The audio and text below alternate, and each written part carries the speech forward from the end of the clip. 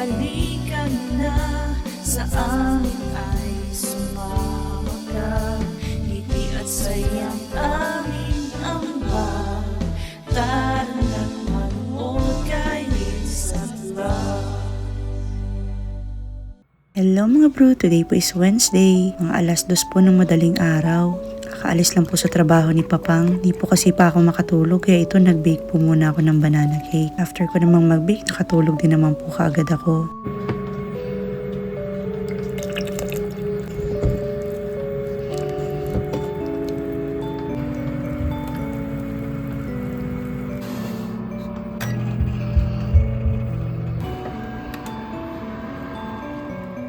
7 AM na, busy si Kuya Jerome tsaka si Jake sa baba. Sa umaga kasi si Kuya Jerome na talaga yung namamahala kay Kuya Jake bago pumasok sa eskwelahan. So ang tanging focus ko na lang sa umaga talaga is si Jack Jack.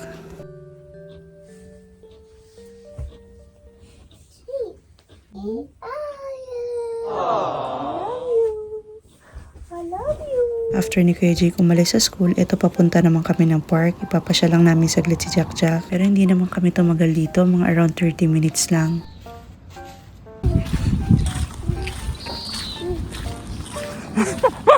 Dumi na ng putnak.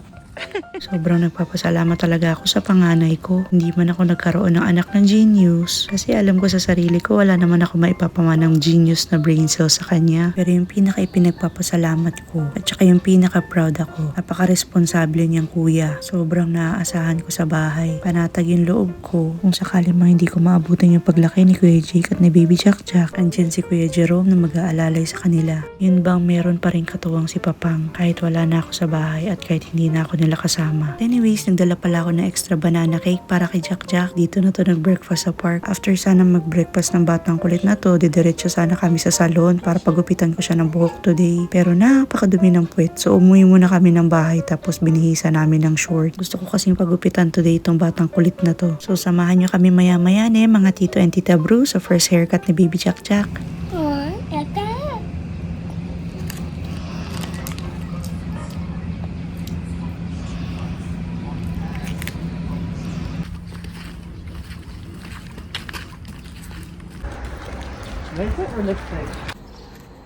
Let's go! Sakto din pala na umuwi muna kami ng bahay at binihisa ng short si Jack Jack kasi 8:45 AM pa mag-open itong salon.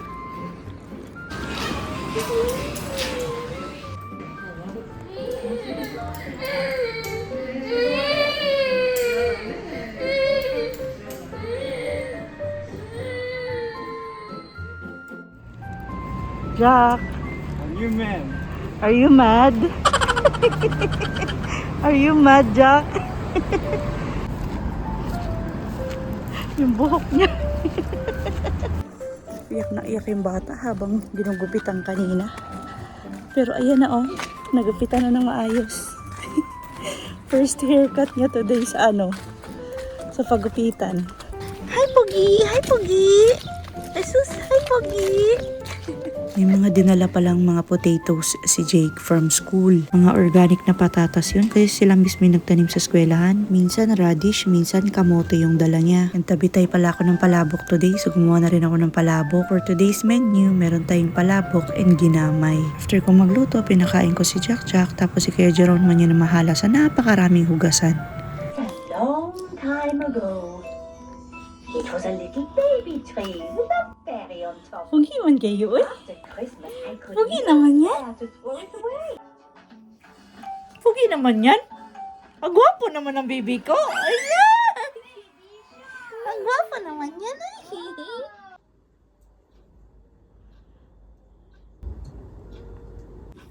Magta 3:30 PM na. Tulog na tulog pa rin si Jack Jack. And si Papang, pumasok siya kanina, diba? 2 AM siya umalis kasi 3 AM yung time in niya sa work. Pero hindi pa daw siya uuwi kasi overtime daw siya today. Mga 7 PM pa daw siya makakauwi. Grabe talaga mag-overtime yung lalaki yun. But anyways, sobrang sakit nandito ko and nangingitim na kasi nung Saturday, nag-swelling na naman po kasi tayo. Humupa na yung swelling and sobrang kate na masakit siya. Pero no Saturday, lobo na naman kasi yung nguso natin. Pati yung loob ng bibig natin, parang punong-puno na naman. Para na naman tayong binunutan ng binunutan ng ngipin na sobrang yung loob. Parang manhid galing sa anesthesia. Ganun yung pakaramdam.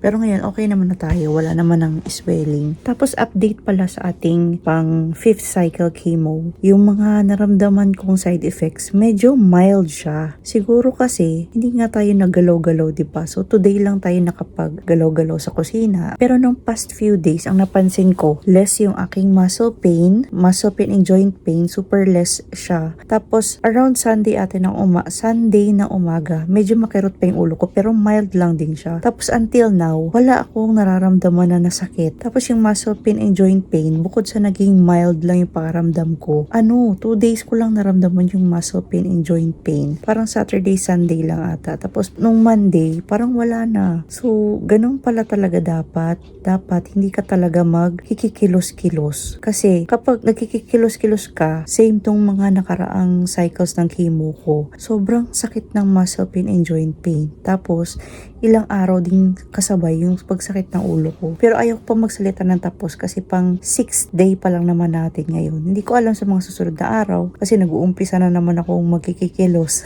Sabi nga ni Papang wag na daw magkikikilos eh. Pero sa paglagay ko kasi ngayon, parang okay na okay yung pakaramdam ko. Yung nararamdaman ko lang ngayon na pinakaayaw ko is yung yung panlasa ko na heightened na naman yung saltiness ng panlasa ko. Tapos lumalabas na naman yung parang metal na lasa, yung parang may pagkalasang metal na kalawang. Kahit na tubig, medyo maalat sa akin. Yun lang naman. Pero so far, wala akong ibang reklamo sa 5th cycle ng chemo. Parang sa lahat ng naranasan ko this past few months ng mga side effects, parang this month yung parang pinaka okay sa akin. So ganoon na rin din siguro yung gagawin namin sa 6th cycle na hindi ako maggalaw-galaw dito sa bahay kasi dapat ang technique lang pala, wag kang magpapagod para hindi mo rin ganun maramdaman yung mga side effects. Pero hindi ako nakatakas dun sa swelling. Ang pangit na itsura ko na Saturday kasi as in maga na naman yung uso ko. Lagay ko dito yung picture.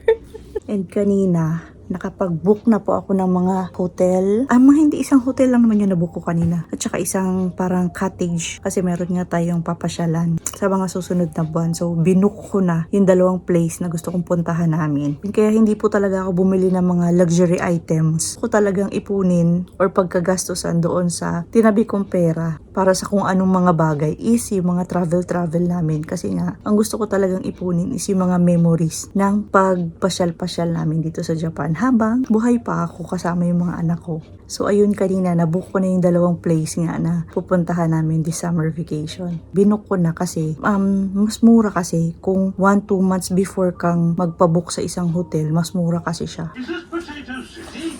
No, that's Potato City. Adults and 2 children, please, Miss Rabbit. Busy, isn't it? Ang cute naman. Mga around 5 p.m. may nag-doorbell and ito yung binigay. May nagbigay sa atin ng watermelon. Kung matagal na kayong viewer ng vlog, di ba nagtatrabaho ako sa hotel before? May nagpapasok sa akin ng work doon na Filipina na kapitbahay ko lang po and teacher din siya sa school ni Kuya Jerome before.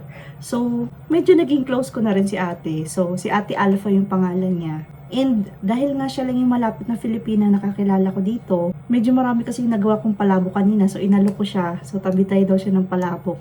Tapos siningitan ko na rin ng banana cake.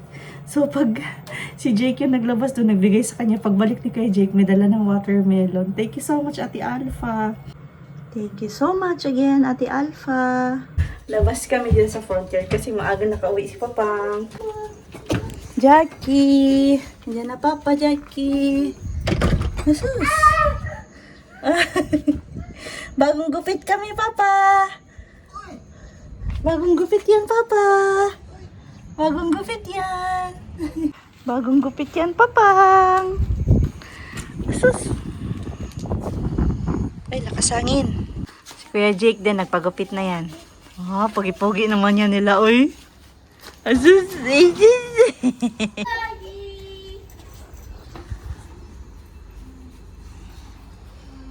Basta man work pang. Pagod na pagod ang mukha. Hello, run away. Run. Oh, natumba na. Jackie. Up daw si Jackie. Up. Ah, Jackie, up. Ay, sus. Ay, sus. Up daw. Up. Nagigil na naman yan ngayon. Pinagdidiskitahan yung mga bunga ng mga halaman. No! No, yung pailaw masira yan. No! At anyways mga bro, hanggang dito na lang po muna for today's vlog. Maraming salamat po sa panonood. Please like, comment, and subscribe. And always remember, whatever you are, be a good one. Bye-bye for now and see you again on our next one. Bye! Sa next vlog po ulit!